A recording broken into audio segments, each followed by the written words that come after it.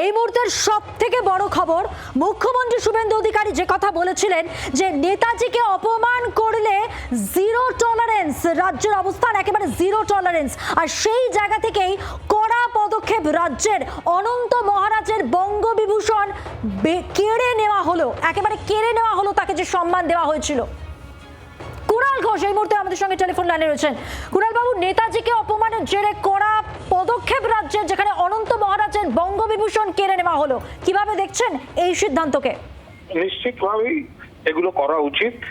পাশাপাশি ওকে যারা সাংসদ করেছিলেন তারা তাদের দল থেকে বহিষ্কার বা সাংসদ পদ থেকে বহিষ্কারের জন্য, এমপিশিপ খারিজ করার জন্য কি কি ব্যবস্থা হয়েছে সেগুলো দেখা গেলে ভালো হতো। তার কারণ উনি বিজেপির সাংসদ, তো বিজেপি যখন সংসদ করেছিল তখন তো উনি খারাপ কথা বলেননি। একইভাবে যখন রাজ্য সরকার বঙ্গবিভূষণ দিয়েছিল তখনও উনি খারাপ কথা বলেননি। তবে শুধু বঙ্গবিভূষণ কেড়ে নেওয়া কেন, তার সাংসদ পদটাকেও একেবারে খারিজ করতে হবে। আর যে দলে উনি আছেন সেখান থেকেও বহিষ্কার করতে হবে। শুধু রাজনৈতিক একটা অ্যাঙ্গেল থেকে, একটা ন্যারেটিভের জন্য বঙ্গবিভূষণ কেড়ে কিন্তু শুধু হবে না। রাজ্যসভায় পাঠিয়েছিল বিজেপি, রাজ্যসভায় যারা গেছ পাঠিয়েছিল রাজ্যসভার সাংসদ পদ, মোদ্দা কথা পার্লামেন্টে যে অনন্ত মহারাজ, তার পার্লামেন্টের সদস্য পদ খারিজ করতে হবে। অনেক ধন্যবাদ। তৃণমূল বিধায়ক কুণাল ঘোষ এই মুহূর্তে আমাদের সঙ্গে টেলিফোন লাইনে ছিলেন। কারুর নামে বদনাম করেনি, সুরনম তো নয়, যা বলেছেন ঠিক করেছেন, এমনটাই বলেছিলেন অনন্ত মহারাজ।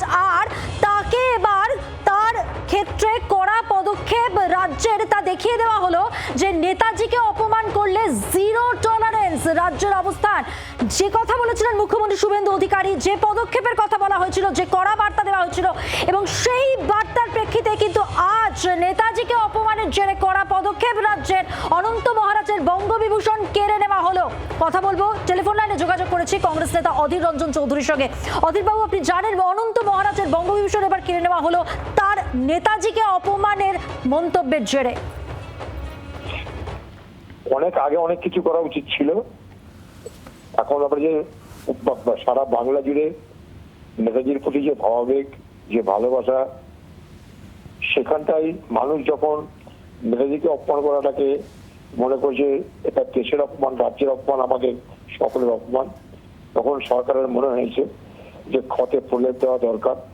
তাই তারা সেই পদক কেড়ে নিয়ে তাকে দেখাতে চাইছে যে তাকে বিরাট শাস্তি দিল। সেটা এতদিনে কেন? উনি তো আজকে বলেননি, অনেক আগেই বলেছিলেন। এতদিন হলো কেন তার ব্যবস্থা নিতে? এবং শুধু একটা পদক কেড়ে নেওয়া নয়, তার বিরুদ্ধে আইনত ব্যবস্থা নেওয়া উচিত। তাকে বাংলার মানুষের কাছে ক্ষমা চাওয়ানোর ব্যবস্থা করা উচিত এবং তার বিরুদ্ধে অপরাধমূলক একটা কেস দেওয়া উচিত। কারণ এটা এক ধরনের অপরাধ বলে আমি মনে করি। নেতাজি সারা বাংলার, সারা দেশের আবেগ, তাকে অপমান করার অধিকার কারো নেই।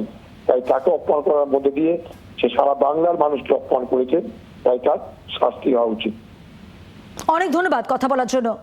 নেতাজিকে অপমানের জের কড়া পদক্ষেপ রাজ্যের, যে কথা বলেছিলেন রাজ্যের মুখ্যমন্ত্রী শুভেন্দু অধিকারী, অনন্ত মহারাজের বঙ্গবিভূষণ কেড়ে নেওয়া হলো। তাকে যে সম্মান দেওয়াছিল এই রাজ্য, সেই সম্মান তার কাছ থেকে কেড়ে নেওয়া হলো। তার কারণ নেতাজিকে অপমানের ক্ষেত্রে জিরো টলারেন্স অবস্থান রাজ্যের, সে কথা স্পষ্ট করেছেন মুখ্যমন্ত্রী শুভেন্দু অধিকারী।